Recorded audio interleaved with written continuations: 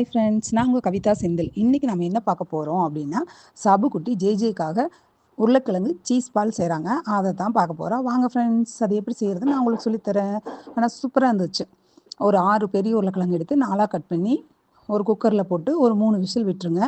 உருளைக்கிழங்கு வந்து பழைய உருளைக்கிழங்கு இருந்தால் 4 விசில் விடணும், இல்லைன்னா 3 விசிலில் வந்து வெந்துடும் நல்லா. இங்கே பாருங்கள், இப்போ நம்ம 3 விசில் விட்டு விசில் அடங்கினதையும் எடுத்து பிளேட்டுக்கு மாற்றிட்டோம். பிளேட்டுக்கு மாற்றிட்டு இதை நம்ம சுத்தமாக தோல் நீக்கிடுவோன்னு.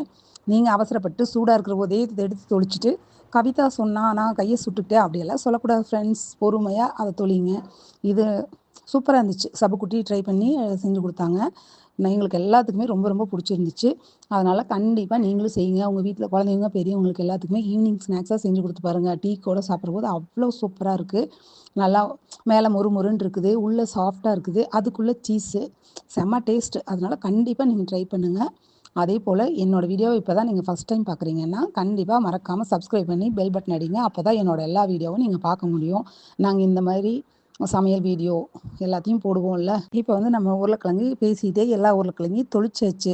இப்போ உருளைக்கிழங்கு அந்த மாஸ்டர் வச்சு நல்லா மசிச்சு விட்டுருவோணும். கட்டியே இல்லாமல் நல்லா மசிச்சதுக்கப்புறமா அதுக்கு தேவையான அளவு உப்பு போட்டுக்கணும். உப்பு போட்டதுக்கப்புறமா காஷ்மீரி மிளகாய் பாப்பா அரைச்சி வச்சுருக்காங்க, அதை தான் போட்டுக்கிறாங்க. உப்பு போட்டதுக்கப்புறம் மிளகாத்தூள் போட்டுட்டு அதுக்கப்புறம் பெப்பர் தூள் வேணுங்கிற அளவுக்கு, காரத்துக்கு வேணுங்கிற அளவுக்கு பெப்பரும் அந்த காஷ்மீரி மிளகாய் தூளும். அதனால் அதை போட்டுட்டு வீட்லேயே பிரெட் கிராம்ஸ் அரைச்சி வச்சுருக்காங்க. பிரெட் எடுத்து காய வச்சு அரைச்சி வச்சுருக்காங்க. அதையும் ஒரு 4 ஸ்பூன் போட்டுக்குங்க. 4 ஸ்பூன் போட்டு எல்லாம் இதை நல்லா ஒன்றோட ஒன்று கலந்துடணும். அந்த உருளைக்கிழங்கோட நல்லா மசிஞ்சு வர அளவுக்கு கலந்துக்குங்க. கையில் மொத்தமாக பிசைஞ்சிடாதீங்க, ஒரு மாதிரி ஆயிரும். அதனால் விரல்லையே நல்லா கலந்து விட்டுக்கோங்க. அதுக்கப்புறம் கார்ன்ஃப்ளவர் அளவு தெரியுங்கிறனால சபுக்குட்டி அப்படியே கொட்டிடுச்சு. நீங்கள் ஸ்பூன் வச்சு 4 ஸ்பூன் போட்டுக்கோங்க. அப்போ தான் வந்து கரெக்டாக இருக்கும். 6 உருளைக்கிழங்குன்னா ஒரு 4 ஸ்பூன் போட்டுக்கோங்க. போட்டு அதுவும் மிக்ஸ் பண்ணிக்கோங்க. கார்ன்ஃப்ளவர் எதுக்கு போடுறோன்னா, இது பிரிஞ்சு வராமல் எல்லாம் அந்த உருளைக்கிழங்குலாம் ஒன்றா சேரணுங்கிறதுக்காக. அதுக்கப்புறம் நம்ம வாங்கி வச்சுக்கிற சீஸ் எடுத்து அழகாக ஸ்கியூப் மாதிரி கட் பண்ணி வச்சுருக்கோம். அதை எடுத்துகிட்டு நம்ம விரலில் உள்ளங்கையில் வந்து வடை மாதிரி அந்த உருளைக்கிழங்கை தட்டிட்டு அதுக்குள்ளே நம்ம அந்த சீஸ் எடுத்து உள்ளே வைக்கணும்.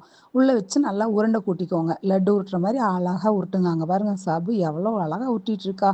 வேறு லெவல் ட்ரைனிங். அதுக்கப்புறமா நாம் அதை டிப் பண்ணுறதுக்காக கார்ன்ஃப்ளவர் மாலையே ஒரு 3 ஸ்பூன் போட்டு தண்ணியும் அரை டம்ளர் ஊற்றி கலக்கி வச்சுருக்குறோம். அதுக்குள்ளே போட்டு அதை நல்லா டிப் பண்ணிவிட்டு அதுக்கப்புறம் பிரெட் கிராம்ஸ்குள்ளே போட்டு கோட்டிங் கொடுக்கணும். இதெல்லாம் எதுக்காகனா இதெல்லாம் பிரிஞ்சு வராமல் இருக்கணும் ஃப்ரெண்ட்ஸ், அதுக்காக தான். நல்லா அந்த பால் உருட்டி ஒரு உருண்டை வச்சாச்சு.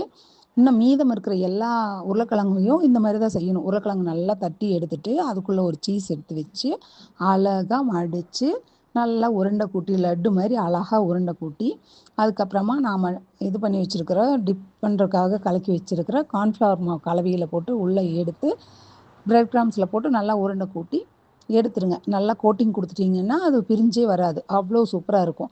இதை பண்ணி முடிச்சுட்டு எல்லா உருண்டையும் இதே மாதிரி பண்ணிடுங்க. எங்களுக்கு ஒரு 20 உருண்டை மாதிரி வந்துச்சு.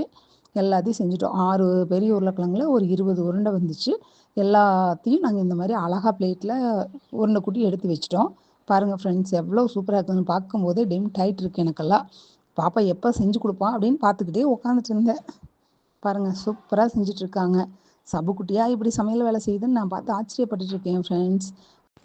அப்புறம் அப்படியே அடுப்பில் வானொலியை போட்டு எண்ணெய் காய வச்சுருங்க. எண்ணெய் காஞ்சதையும் ஒட்டுக்கா போட்டுறாதீங்க.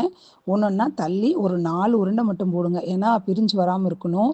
மெதுவாக போடுங்க. ஏன்னா பிரெட் கிராம்ஸ் உள்ளே உதிர்ந்துடக்கூடாது, எண்ணெய்க்குள்ளே கலங்கிடக்கூடாது. அதனால மெதுவாக போட்டுட்டு லைட்டாக திருப்பி விடுங்க. உள்ளே விட்டு கரண்டி விட்டு கலக்கிடாதீங்க. மெதுவாக அப்படியே திருப்பி விட்டிங்கன்னா அது நல்லா வெந்துக்கும், சாஃப்டாக வெந்துக்கும். மேலே மொறுன்னு ஆயிரும், உள்ளே சாஃப்டாக இருக்கும், சூப்பராக வெந்துடும். அதுக்கப்புறமா நாம் வந்து ஒரு பிளேட்டில் வந்து பட்டர் சீட் போட்டு அதில் வந்து நம்ம எண்ணெய் வடிகட்டி எடுத்து வச்சுக்கலாம்.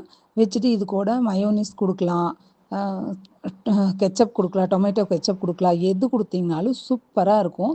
இதை செஞ்சு சபுக்குட்டி கொண்டுட்டு போய் ஜேஜே கொடுத்தாங்க. ஜேஜே பார்த்துட்டு சூப்பராக இருக்குது அம்மா, நான் இங்கே இன்னொரு 10 நாள் இருந்தேன்னா பயங்கரமாக வெயிட் போட்டுருவேன், வாங்க நம்ம ஊருக்கு போகலாம் அப்படின்னு சொல்ல ஆரம்பிச்சிட்டா.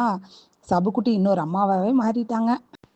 ஃப்ரெண்ட்ஸ், உங்கள் வீட்லேயும் உங்கள் அக்கா உங்களுக்காக என்ன செஞ்சு கொடுத்துருக்காங்க, நீங்கள் உங்கள் வீட்டில் என்ன பண்ணுவீங்க, இதெல்லாம் எனக்கு கமெண்ட்டில் கண்டிப்பாக சொல்லுங்கள் ஃப்ரெண்ட்ஸ். Bye friends.